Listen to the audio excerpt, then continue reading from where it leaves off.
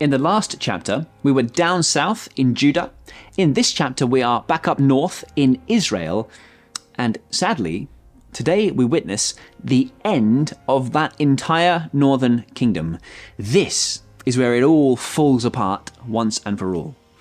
We read that Shalmaneser, the king of Assyria, that terrifying empire that has been just about kept at bay until this point, he came up to attack Hoshea, who had been Hosea's vassal and paid tribute to him.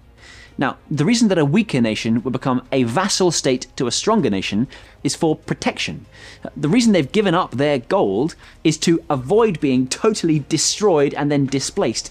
And so the Bible here is telling you, Shalmaneser came with the express intention of attacking. He is being dishonorable here. And here's the twist. When he gets there, he finds that the king of Israel has also been deceitful and dishonorable.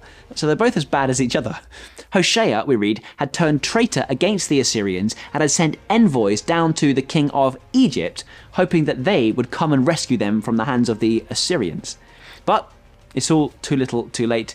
And when Shalmaneser finds out about this, that there is no tribute to collect because it's all gone down to Egypt, he brings about an end to the kingdom of Israel.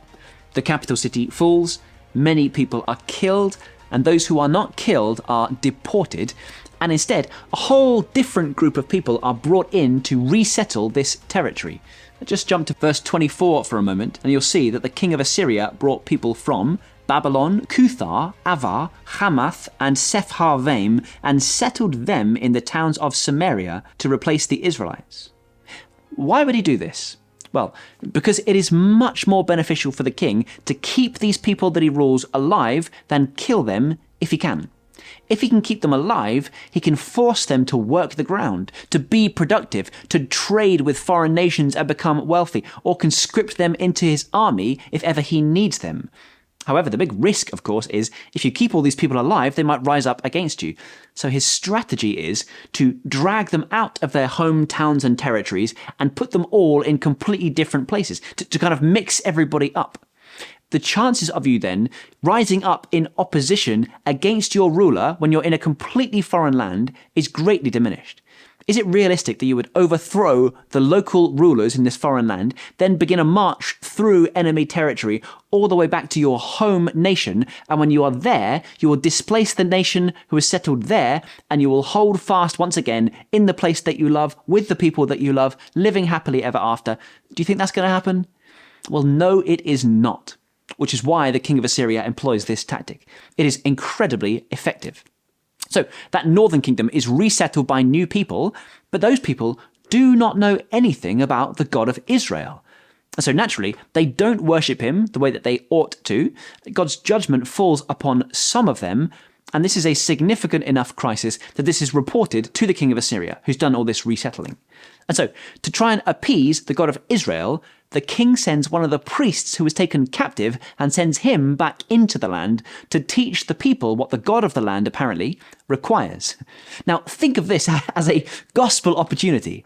A priest who was taken from exile came to live in Bethel, and he taught them how to worship God. What an awesome opportunity that is to reach people with the truth who otherwise would never have heard it, and they are eager to hear. The only problem is that the priests who are up north never did worship God the way they should. And so what they end up with now in this territory is a sort of compromised religious system. Verse 33, they worshipped the Lord, but they also worshipped their own gods in accordance with the customs of the nations from which they have been brought.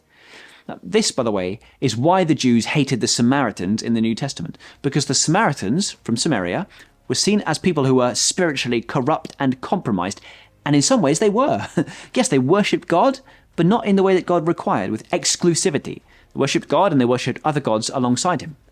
The Samaritans only took the first 5 books of the Bible seriously, so from Genesis to Deuteronomy. And so they didn't have any of the teaching on the temple, and therefore they wouldn't bother going to the temple down south in the region of Judah and to worship God there.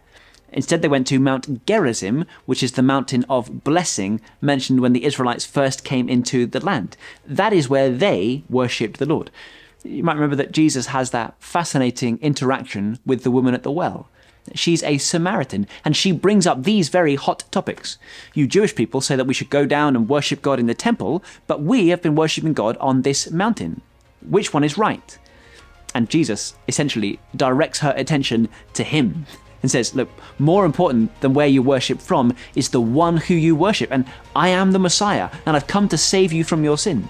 The Samaritans are sinful, but the Jews are also sinful. The Assyrians are sinful. The Arameans are sinful, and every single one of us as well. And we all need to turn from sin and cast ourselves upon the mercy of the living God. That is the point of that passage, and that point still stands today. God was patient with them, and he is patient with us, but eventually his judgment falls.